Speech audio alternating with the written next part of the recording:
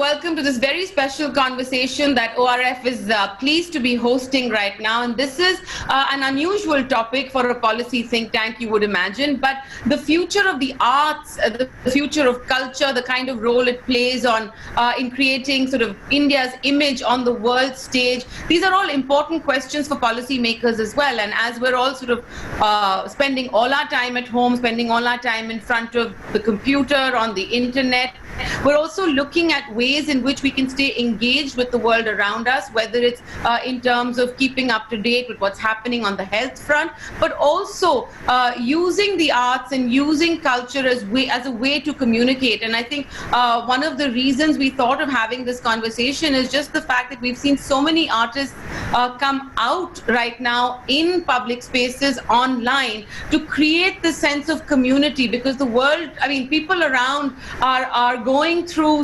an unprecedented kind of circumstance, and art can unite. We've seen that it unites emotionally, it unites intellectually. And so I think just with that note, I'd like to start this conversation. We'll get to the policy stuff. Sanjoy and Dinesh will come in with that as well in the course of time. I'm being joined by Dinesh Patnaik, Director General of the Indian Council for Cultural Relations right now. Shubha Mudgal, who of course needs no introduction whatsoever, one of my all-time favorite Hindustani vocalists, and I'm really pleased to be sort of having this conversation with you. And of course, Sanjoy Roy, good friend, founder of Teamworks, and also involved with the Events and Entertainment Management Association, integral to the Jaipur Lit Fest as well. So great to have all of you on board for this conversation. Shubhaji, I'd like to start with you actually, because I know that personally, I think it was last Sunday night, when Andrea Bocelli sang from the Duomo in Milan.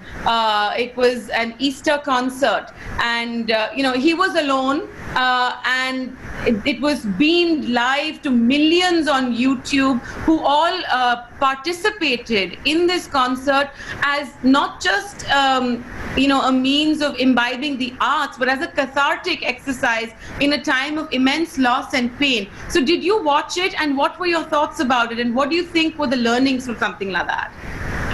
I watched recordings of that wonderful concert, and of course I've been watching a lot of concerts which are perhaps not on such a grand scale, but involve Indian artists, and particularly young Indian artists who have decided to take the lead in sort of exploring various ways on the online platforms that are available to share their work, and also to get a sense of community, not just of saying, okay, here I am, I know technology, the older people don't know technology, so let me make ample use of this wonderful opportunity to establish my presence, but also really to sort of connect with other artists across the country, and to try and curate themes or special programs. And I think that's wonderful coming from a lot of the younger artists, because this sense of community somehow is often lacking in amongst artists, particularly the traditional arts in India. Perhaps it's because of the hierarchies, or perhaps it's just because of sense of distancing and isolation, which is also very much a part of an artist's life. But that sense of belonging to a community and doing things together, and particularly at a time of such apocalyptic kind of times, I think that is really encouraging.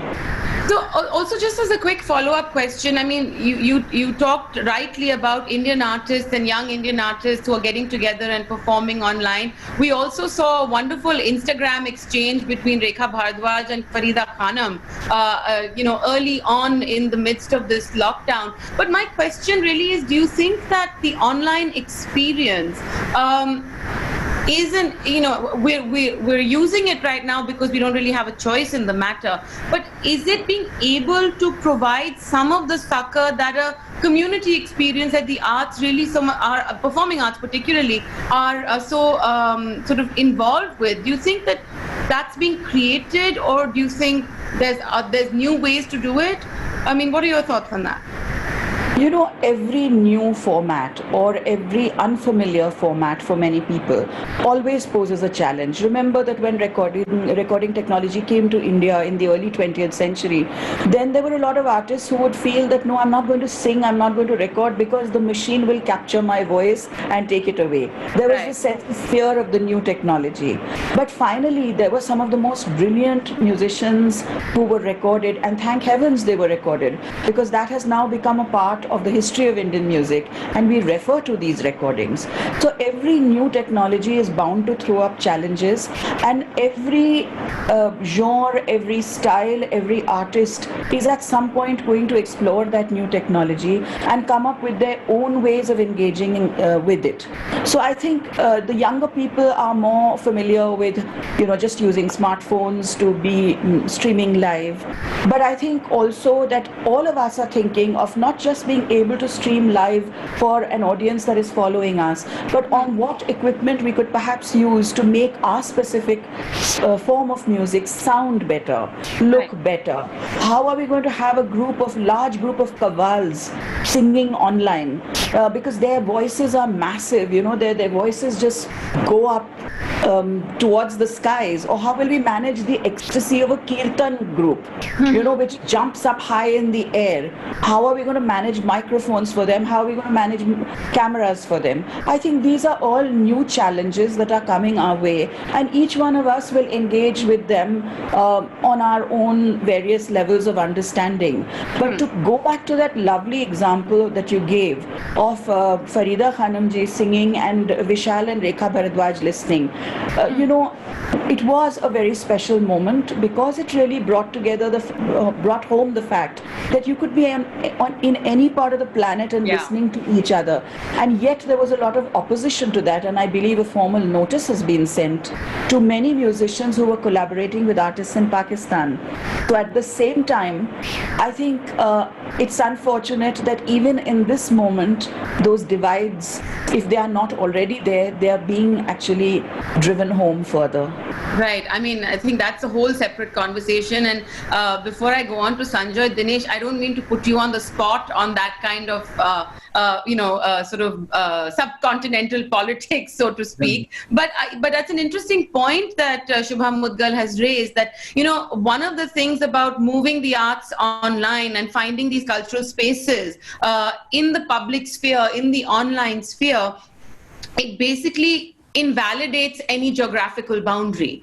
We've seen collaborations, for a long time between artists, especially across the subcontinent, and this is a spontaneous sort of coming out of that. Our musical styles are very similar, particularly in North India. There's a lot of learning and collaboration that goes on back and forth. Do you think that, somebody like you in a position that you're in would be able to kind of use this also to a diplomatic advantage, rather than allow the kind of division to seep through right now? I mean, we've seen a SARC initiative on COVID per se, but would this be something for you to sort of consider? Well, technically, Maya, if you look at it, this is something which has been happening always. Right.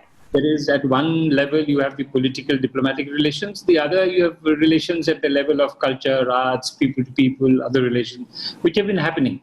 So despite the fact that you have problems, you have Kartarpur going ahead, despite the fact that you have problems, you have other issues. It's always been happening. It's nothing new.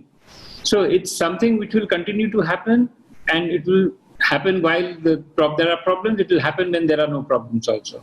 But what is important is to take up from what Mrs. Mudgal said, is that how do we put a platform which can actually get this to the audience? You asked a very good question, because for many Indian artists, most Indian musicians, even dancers, it's the connect with the audience which is very important. The bhava, the rasa, the way you sing and dance, you connect with the audience. And online platform doesn't allow you to connect with the audience. It becomes more one way, that you perform, the person watches without the connect.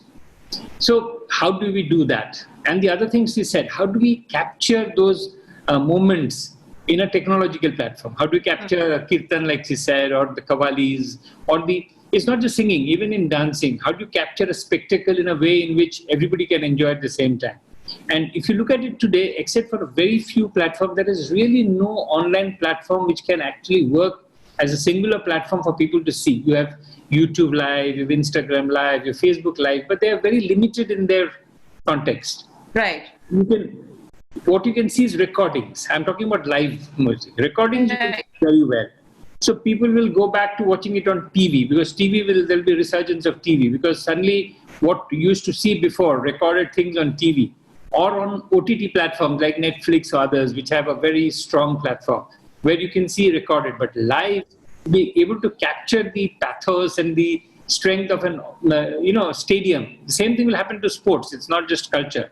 It'll happen to sports. It'll happen to any other contact place where the sitting in as an audience in an auditorium or in a stadium or in a museum or wherever else, there's a different ambience to it. Now, how do you get that ambience in an online platform will become the biggest challenge. People will have to start working on it. We have to all start seeing how we do that. And that's something which is important. Once the platform is there, whether you use it to collaborate with people you don't get along, or you use it to collaborate with somebody else, that's a different matter. That has happened and it will keep on happening. Right. Okay. Sanjoy, let me bring that to you, because I think there's a question there for, those of you who are involved in the production of big events as well. I mean, one of the things about the Bocelli concert, and I come back to that for obvious reasons, is the fact that while it was streamed live on YouTube, there was a professional production element to it. There was professional audio, there was professional camera work. I mean, you had, these fantastic panoramic shots. The jib was clearly used over there. So you had a production element, which was a real element, and yet the audience was virtual. So are we in India in a position to kind of marry professional production with a virtual audience? I mean, are we there yet? Because Dinesh is right. Facebook, YouTube, Instagram Live are limited. I mean, right now we're using computer audio and computer camera, and we're dependent and beholden to the vagaries of our broadband connections. But the idea of recording for the future as well. In one word, I think yes. Post the lockdown, when people can come together, absolutely, and you can see already signs of that going up. As Dinesh said, you're not necessarily seeing anymore just a broadcast or telecast of recorded stuff. You're seeing a lot of new content which is going specifically to the digital medium. The big multi-million-dollar question, and perhaps the elephant in the room, is: can you actually be able to get the resources, i.e. the money, to be able to do that? And has there been any example across the world right now where a creative content or cultural content been able to recover the money through just a web broadcast across the different platforms? And therein lies the problem and the conundrum, because we know that hasn't happened, and it's not going to happen anytime soon. Sponsors will not provide for the same amount of resources as they do for, say, should that global concert last weekend have been live, say if it was Live Aid in Wembley Stadium or in O2 or in the LA Super Bowl, you would have seen billions of dollars being just used in terms of advertising, plus for the television product, plus for the donations. But when you're doing it only as this kind of a webcast, sponsors, those people involved in the articulation of the need of a brand are still not completely sure whether this is the medium that works. And as Shubha and Dinesh said, how do we then sort of ensure that not just music, because right now literature and music, you're seeing a plethora of, I mean, we've got JLF Brave New World, there's at least in India 20 literature festivals that have started off. Every day there's at least 5 or 6 concerts beaming out. All of it is free. And therein lies the other problem. Today at the forefront of all of this is the fact that artists are being looked at to continue to provide content for free, knowing fully well that if most of them don't perform, they will eat. If they don't sell their creative wares, they're not going to eat.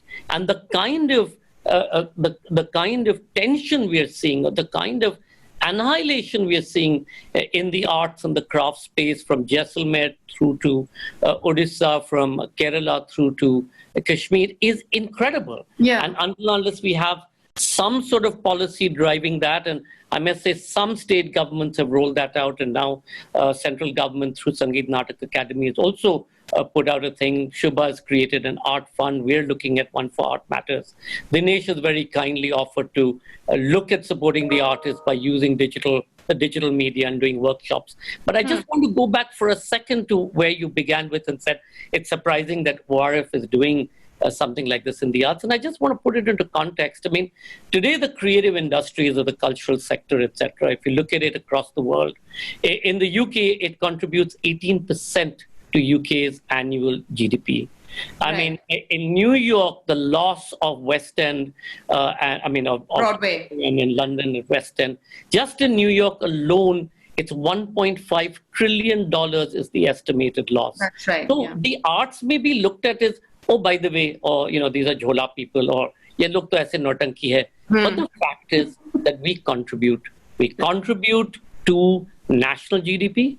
We contribute to local GDP. We create jobs. We allow a platform where you can look deep inside and you can provide a platform to realize your essential being. And that's the human mindset. And if you look at India, 1.5 billion of us, from cradle to grave, we sing and we dance and we celebrate and we mourn, and all of that is part of our cultural tradition. So I'm very glad that ORF is doing this. I have been after Sameer to make sure that we have a silo in ORF, like we've now got in FICCI and CII, which only looks at this in terms of policy. Yeah, I think that's a very important thing. And I'm really glad that, I keep saying it, I'm really glad that we're doing this. Shubhaji, I know you wanted to come in on that, but can I just ask a question tagged on to whatever comment you're making? I mean, Sanjoy made the point about resources, and I know you've been working with artists for a long time about making sure, even on things like copyrights, that they're not infringed, that, accompanists and other artists are getting their due as far as the music scene is concerned. But overall, I think the point that, art is a community tradition in our culture as well. The oral tradition, the performing tradition, the street theater, the concert. How is social distancing, in your view, going to impact the gathering of those communities once we emerge from this, which hopefully we will sometime soon? Sorry, Maya, can I ask you to change the word social distancing? Social distancing, physical distancing and social has been around in India all the time. We are social distancing from different castes, different religions. You need to use physical distancing here on. Physical distancing is a big problematic word today. Sure, fair enough. Sorry, Shubha, go ahead. No. I think this is an area that we'll really need to explore and also question.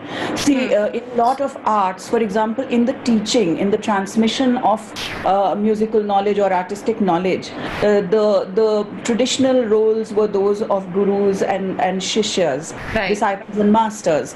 And the term that was used, so close was the contact that was required, that the term that was used was Sina Basina Talim.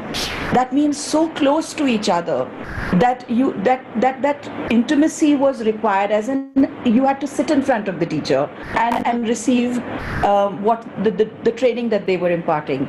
Now, all along we have been taught to revere this aspect of our training, that yes, you can do follow-up. I mean, in the last 10 years or so, many of us have also used the internet as a way of following up with students who are learning from distant areas, or just as a way of sort of checking on, evaluating their work. But now, today we are faced with the problem where we don't know when we will be able to see our students sitting in front of us, when we will be able to go to the masters and say, please teach us this. Now, this is a shock. And for us to expect every artist to come to terms with this shock immediately is not, I think it's a too big a shock for people to negotiate right away.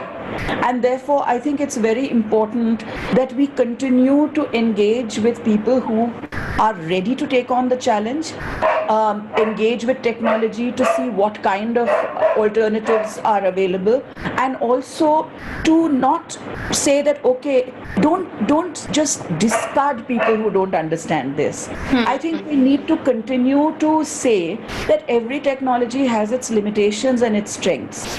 At this point, this is offering us a way of being in touch and continuing our training. Let's utilize this, but let's not, continue to just discard everybody who is not adapting. Artists are in general very adaptive. They come up with their own strategies. So I'm sure that each artist will come up with strategies, but what is very, very important is that we don't start just sort of saying, oh, that person doesn't understand, or that group of musicians doesn't understand. No, we need to really work on empowering each possible artist with the technology, with the alternatives that are available today. And that includes not only mainstream or very well-known performers. It also means all the ancillary professions that are involved with the arts. What about how is the tanpura maker going to deal with this? When is anybody going to him to ask for a tanpura to be made? And when will he deliver it? Because many of us would say, bring it home. Then we would say, no, I need this tone to be a little, fine-tuned. So then they would work on it. Now that possibly is not going to happen for a long time. So the many people involved in the making of art. Yeah, I think that's a very important question. And Dinesh, I think what both Sanjoy and Shubha are kind of referring to, is livelihoods and resources. And what is the role of the state in being able to support, assist, sponsor, organize in whatever capacity. So, I mean, the ICCR has, of course, always been at the forefront of kind of taking Indian art overseas and bringing artists from all around the world and from all disciplines of the art to India as well.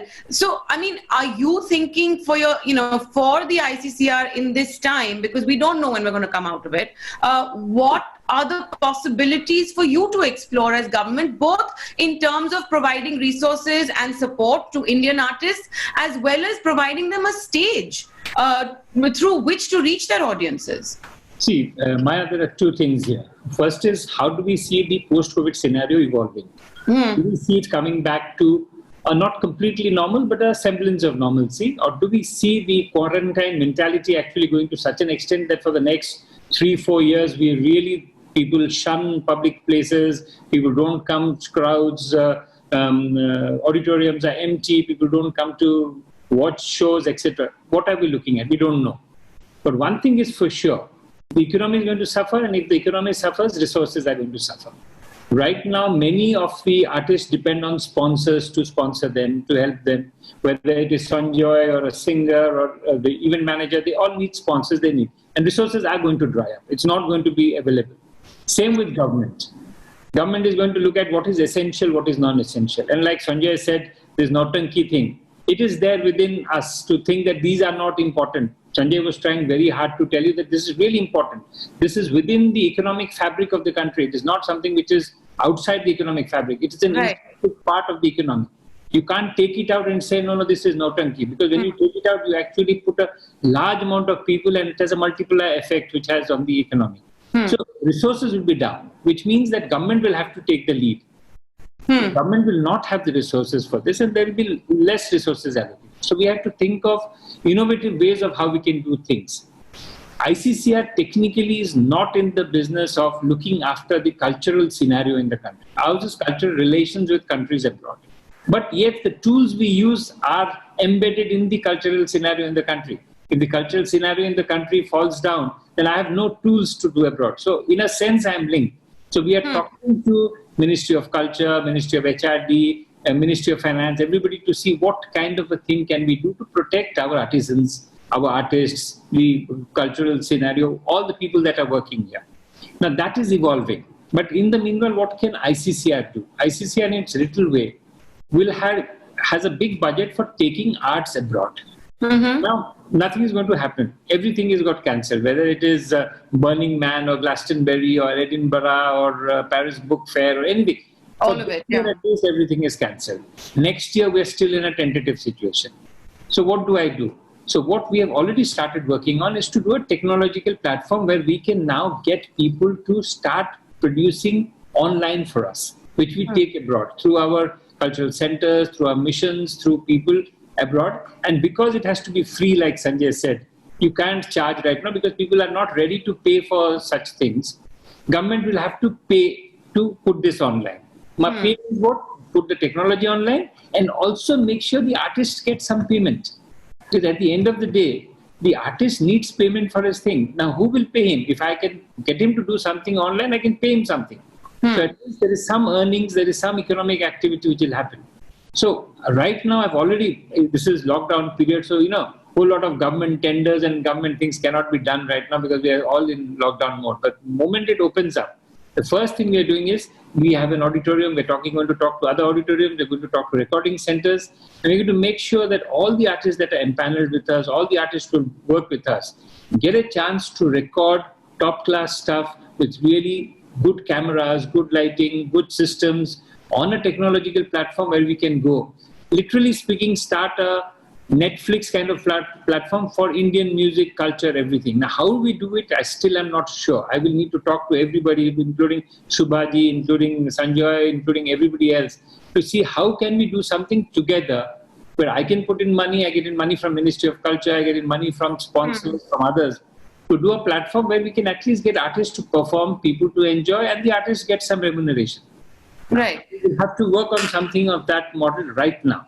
Right. Sanjay, just coming back to you and to JLF as well, I know that there are also initiatives that the JLF team is kind of putting together about e-conclaves and, getting people together online as a community. But, an event like the Jaipur Literature Festival depends on the ease of travel of the global citizen as well. So, while it exists within the framework of culture and the arts, it also straddles the line with the knowledge sector and the knowledge economy, which can actually make the sort of transition to the virtual world much more easily. So what is your take on, how this entire move, is it a paradigm shift even for literary festivals, for example, which allow more possibility of engagement online than more than the performing arts per se?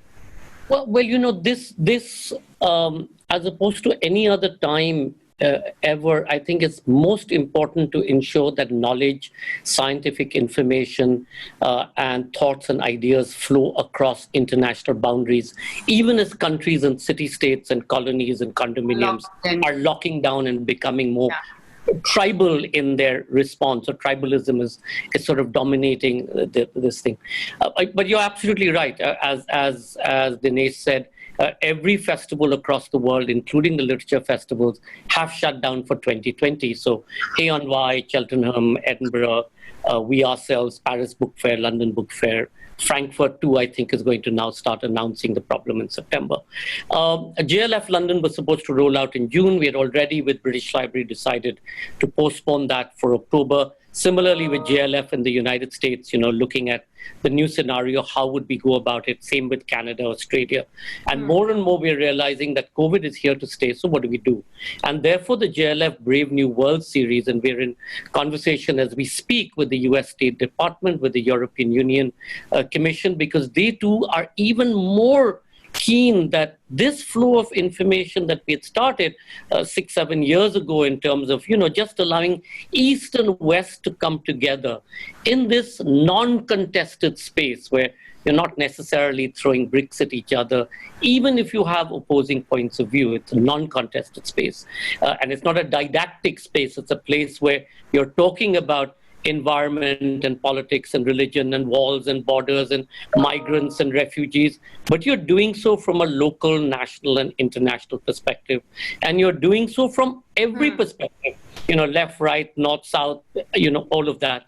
So nations are realizing the vitality of this. So all our conversations, JLF Doha with Qatar, with, like I said, with the European Union, with London, with the USA, Australia, it's all coming back to, can we at least for 2020 do this, shift this online? So the JLF Brave New World will actually then morph into JLF London, JLF USA, etc., which will be on the same dates but alive.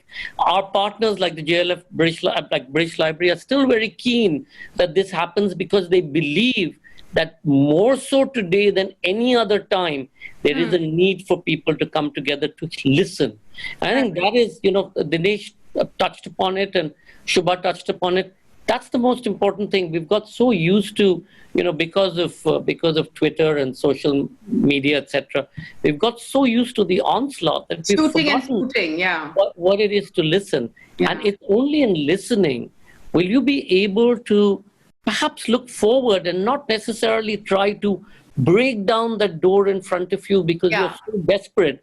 But perhaps listening will, so you just turn around and perhaps there's a window behind you which is open, which allows you access to a whole new world. In fact, that's a great need to look at a whole new world. That's a great point for which I want to come back to, Shubha, as well, because we're all in a space now where we're not really interacting with our friends and our families and our communities in the way we have been accustomed to. The noise of the world around us seems to have really quietened down a lot, and so people are going through it in their own different ways. There's introspection, there's analysis, there's catharsis. So as a musician, what has this time really meant for you? As a singer, what has this time meant for you? Do you think that it's going to also inculcate in people, once again, as Sanjoy said, to remove the noise of the world around us and to be able to listen to the other person? You started off by talking about, the kind of divisiveness you've seen in some of the conversations today. Do you think that we can create a space, because the arts always tend to do that, create a space for a kind of coming together irrespective of differences right now, because the pandemic doesn't recognize differences, so maybe we need to learn from that, if nothing else. Yes, and also the fact that we have to isolate ourselves physically is also giving us the opportunity to think about not just our own craft and art, but also perhaps about the manner in which listening is the very, very important aspect of learning for a musician. If you don't listen, you don't learn. And similarly for any listener, it's very important. But what happens very often is that even within the world of a musician, you tend to get so excited about what you are doing, the style that you are learning, the genre you are learning, that you actually don't listen to anybody else, or you have these preconceived notions about how classical music should sound like this, look like this, what a classical musician should be doing. I think all of these this is an opportunity for us, as Sanjoy said, to really think of where our work, our art, and I don't mean, when I talk of art, I must point out that I don't make it synonymous with entertainment. I feel here there is a very big problem in the way we talk about the arts. We're always talking about them as entertainment or being part of the entertainment industry. And I think perhaps that's a wrong blending. I think it's the creative industries that we may talk about because we are professional artists, but we cannot really say that all art is entertaining. In fact, sometimes it can be deeply moving, disturbing, it's distressing also, it can be dark, and I think all of that art is valid. I think it's very important for me as somebody, just a month back, one of the hallmarks of the success of a performer would be how many thousands of people you can get into the auditorium or the festival that you're singing for. Today, that's not possible. So my challenge today is, into how many homes and hearts can my music now find its way through the online platform? So the traffic has actually been turned, in a sense. We're really looking in a different direction, and we're also looking at the possibility of people sharing your work at their own leisure. Remember, Netflix can be watched at any point of time. It doesn't. Okay, there is a sense of excitement about getting the first episode and the new season, but at the same time, it's always there for a long time. So perhaps this is the number of people that you once wanted to attract will not come at one go, but perhaps successful performances will be those that will still be listened to, will still be shared many, many months after the actual performances first put online. But Shubhaji, here I wanted just a little bit. Sure, go ahead. I also feel that this will break down the silos of the purity of Indian culture that we have always held on to. Because if you have to get down into homes, at some stage you'll have to compromise on the purity of the art form, which many artists hold on to a large extent, that, I will not collaborate with something which is entertainment. Because if you have to go down to homes, at some stage you'll have to get down from pedestals and do things which people love, rather than which, you understand what I'm saying?